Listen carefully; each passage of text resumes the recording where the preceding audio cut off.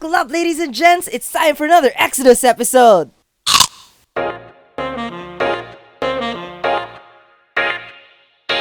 What is up, guys? My name is Jerome, and welcome to Fishcracker Faith.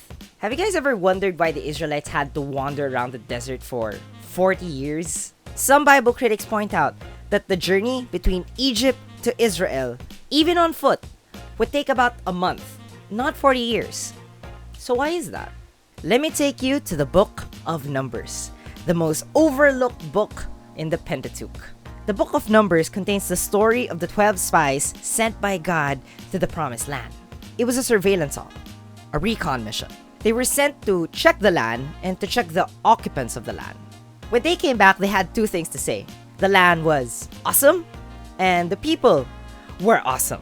The Promised Land was awesome in a good way, flowing with milk and honey, fertile. They even brought back a cluster of figs and pomegranates, and they had to bring that back on a pole. It was everything that God promised them it would be. But the people in the land were awesome in a bad way. Giants descended from fallen heroes, buildings large and fortified, numerous enemies that can overwhelm them. There's a line in those three statements. Can you find out which one it is? 10 of the 12 were discouraged to enter the land, fearing the battle and fearing the inhabitants. They felt they had no chance against these people. But the other two spies, Joshua and Caleb, tried to encourage them, remind them who has got their back. They probably told them, hey, God is on our side. The land is good too. It was everything that God promised us it would be. We got this. But, well, Numbers chapter 13, verse 31 to 33. But the men who had gone up with him said, we cannot attack these people. They're too strong for us. They spread discouraging reports among the Israelites, saying, the land is a land that consumes its inhabitants. And all the people that we saw there are huge. There we saw the Nephilim. The Anakim were the Nephilim. In our own eyes, we seemed like mere grasshoppers. And so we must have seemed to them. Remember the lie? The lie was the giants, if you didn't catch it. The Nephilim were fallen heroes from Genesis, story for another time. So you could probably argue lineage, but giants? Really? Nothing could have been farther from the truth. Sadly, the Israelites bought it. Numbers 14, verse 1 to 4. At this, the whole community broke out into loud cries, and the people wept into the night. All the Israelites grumbled against Moses and Aaron, the whole community saying to them, why is the Lord bringing us into this land only to have us fall by the sword? Our wives and little ones will be taken as spoil. Would it not be better for us to return to Egypt? So they said to one another, let us appoint a leader and go back to Egypt. So check this, not only did they not want to enter the Promised Land, they wanted to go back to Egypt. They wanted to return to their captors and slave drivers, as if they've forgotten the hardships that they were complaining about when they were there. And here's the kicker. They wanted to appoint a different leader to bring them to Egypt, in complete defiance to Aaron and Moses, whom God had appointed over them. Let that sink in.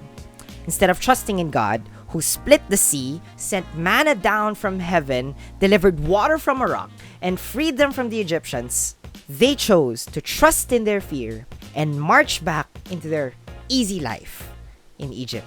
Now God is understandably upset. He was planning to smite the Israelites then and there and start again with Moses. Exodus has the same story, so you might want to check that out again for extra credit. But of course, Moses pleads and God relents. But God doesn't let the Israelites go scot-free. Instead, God gives them what they want. It's in Numbers chapter 14, verse 28 to 35 if you want to read it for yourselves. But God gives exactly what the Israelites wanted. God gave them what the Israelites predicted for themselves. They would die in the wilderness, like they said, and their children would be taken as spoils. Only they would get to enter and enjoy the Promised Land. And a few verses later, some of them did die by the sword. They tried to invade the land again in complete defiance to God, who said he will surely bring upon them what they asked for, and they died. Now, in the middle of the passage, God said, corresponding to the number of days you spent reconnoitering the land, 40 days, you shall bear your punishment 1 year for each day. 40 years. Thus you will realize what it means to oppose me. That's it. That's your answer. Walking in the desert. Like and subscribe. Right, seriously. I mean, it checks out too. One generation replacing another takes about 40 years. By the time their children would be old enough, the old generation would be on its last legs. But here's the thing. Why didn't God just forgive them? God is a merciful God, and the people did realize the error of their ways. So why did God prolong their suffering? The theological answer is because God's mercy does not contradict God's justice. But now I want to offer a more upon further reflection type of answer. God allowed them to wander for 40 years because the Israelites needed it.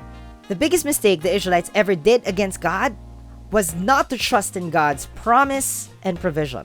And so the 40 years was just as much a lesson as it was a punishment. Just as much a hidden blessing as an outright trial.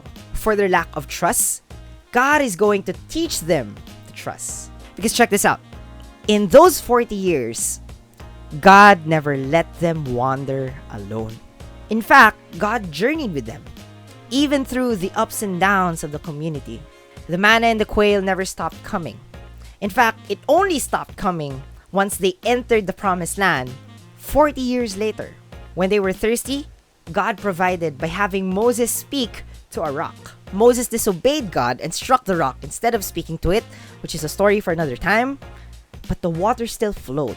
And when they were in camp, the Spirit of God continued to dwell with them in the tabernacle all throughout the 40 years. And in those 40 years, while the old generation was slowly whittling away, the young generation was learning to cling to God.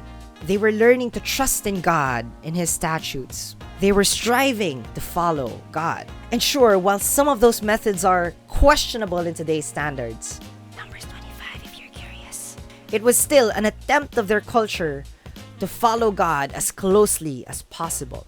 And here's the coup de grace.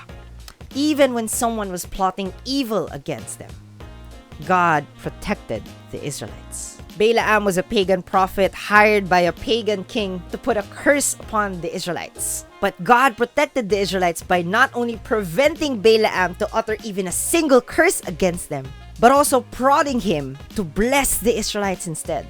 God's punishment to the Israelites was not God's abandonment against His chosen people. Instead, in line with His justice, He used the 40 years to instill upon them what it would take to enter into the promised land. Think of it like this. What if God never punished the Israelites and allowed them to enter the promised land then and there? These Israelites probably haven't learned the lesson of trusting in God fully to bring them to victory. And so they never would have marched around the fortified walls of Jericho. They never would have offered to God the plunder. And worst of all, they would have worshipped the pagan idols of their enemies. All of those things would have been a violation of their covenant with God. They were cheating on God, so to speak. If God did not let His justice rule over the Israelites, they never would have learned what it would take to be God's chosen people. The wandering in the desert was necessary for the stubborn Israelites to learn. And in a way, it's a lesson for us too. We may not commit the treachery of the Israelites, but we go through deserts all the same. Droughts of dryness with God, deserts of financial insecurity, places where God doesn't seem to respond to our call. But you know what? It may be a necessary step towards our journey. God may not be sending us to the promised land simply because we're not ready for it. So He allows us to go through the desert so we could experience His daily provision, so we could deepen our following and understanding of His word, and so we could be protected from our enemies. Then, once we're ready, He leads us into the promised land where we could show our faith in Him in the process. Are you in a desert right now? Well, keep at it, because there's a lesson in walking in the desert.